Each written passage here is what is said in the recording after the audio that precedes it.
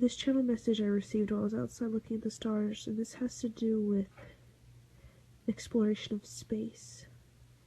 I feel like we will only get so far with exploring space with math. I feel like we need to. I feel like math, physics, it only applies to our dimension. Okay, you could say our third dimension. And what if there's more? Like we can only access things through math that are only in the third dimension.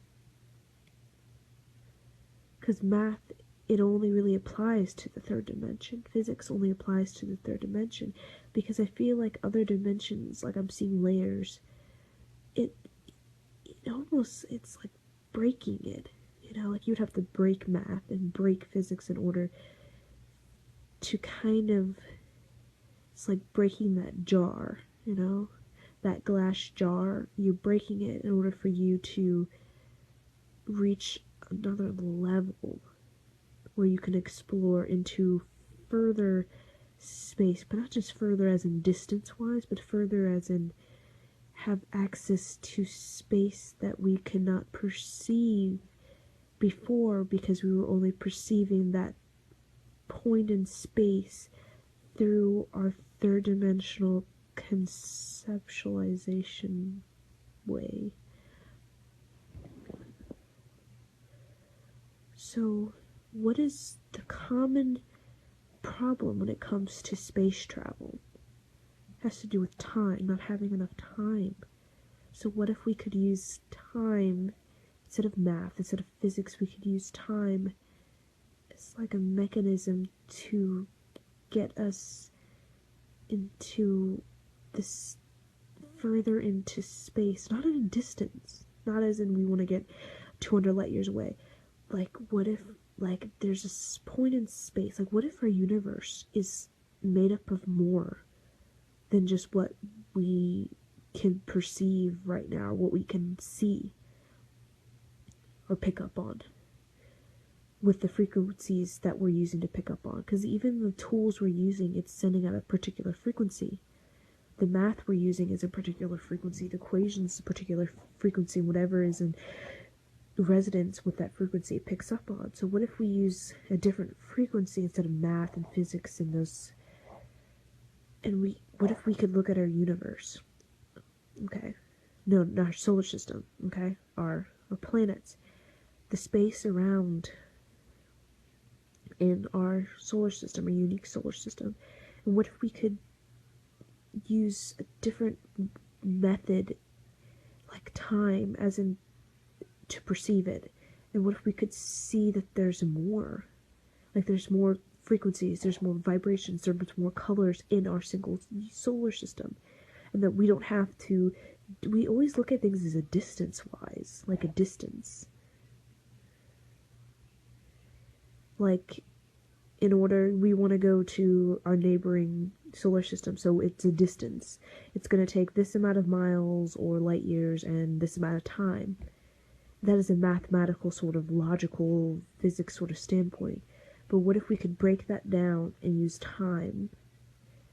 What if we could pause time, fast forward time, like in a continuation of like time, like cycle it? And on this cycling of time, it's like we can zoom there. We can send like a spaceship on this sort of energy that's moving forward, but we're not like, it's like we're hovering above it, but we're right above it, where we are using it, the energy of that fast forward of time, the movement of time, the bending of time. And we can pause it. But when we pause the time, we can be there at this particular point. You could say like a physical destination.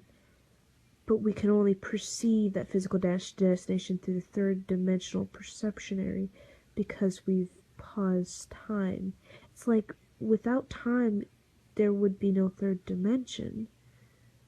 There would be no barriers between our dimension and other dimensions. So it's like going in the circle. So we're cycling the energy and we could cycle back. So it's like we're going forward. It's like we're sort of going forward in time on Earth, okay? We're sending a rocket out to space. And we're using time as to get us there, okay? To get us there in a day, okay? And we're fast forwarding time on Earth, meaning Earth is going, one day to get to this destination, and space is like 100 years on Earth cycling. So what happens is when we get to that destination in the spaceship, okay, in space, that's 100 years later on Earth cycle, okay, but only a day later on the person in the spaceship. So they're there, they've paused time for that, I feel, for that particular moments, and they're having a third dimensional experience because they paused it. But they've not paused, but like slowed it down. Like they somehow, they've done something where they've got into some sort of loophole, like almost like a loophole where they stepped out of it. It's like time is still somehow moving forward, but they're not in that wave, like in that lane, or that they've stepped out of it, or because they stepped down. Almost like the top line is like the fast time moving, the fast, and they went down a couple layers to where time is going slow. It's still moving faster than a time in our planet Earth, but it's slowed down where they can experience that planet in a third dimensional reality. Because if there was no time, they couldn't experience it, because time has to exist in order for them to experience that world in the physical way, the physical senses. So they move back up the layer, or the lines, like, and then they get back on the top line, which is like the time that is the fast time, and they cycle, and they cycle back. So it's like they cycle back to the same point in which they started, which is they're shooting the rocket into space on planet Earth. So what if it's like they come back and it's like they never left at all, like they're just sitting in that spaceship about to launch? Isn't that some far out stuff?